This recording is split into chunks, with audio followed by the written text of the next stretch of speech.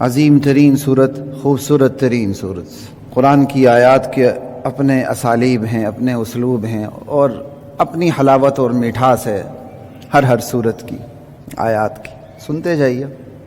الرحمن علم القرآن.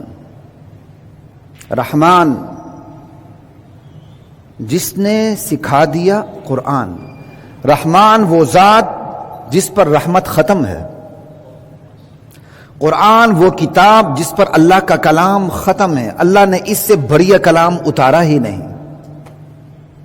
اس کی رحمت کا تقاضا تھا، رحمان کی رحمت کا تقاضا تھا کہ وہ اپنے بندوں کو تعلیم دے محمد الرسول اللہ کے ذریعے صلی اللہ علیہ وآلہ وسلم.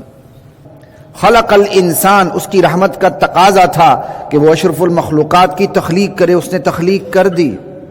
علمہ البیان، اس کی رحمت کا تقاضا تھا کہ اس کے بولنا سکھا دے، اظہار ما فی الضمیر سکھا دے. اس نے بولنا سکھا دیا، اظہار ما فی الضمیر سکھا دیا. یہ سب اس کی رحمت کے کرشمے ہیں. الرحمن علم القرآن خلق الانسان علمہ البیان.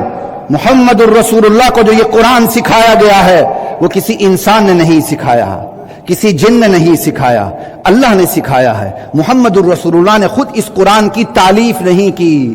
انبیاء کتابیں لکھا نہیں کرتے، ان پر کتابیں اترا کرتی ہیں.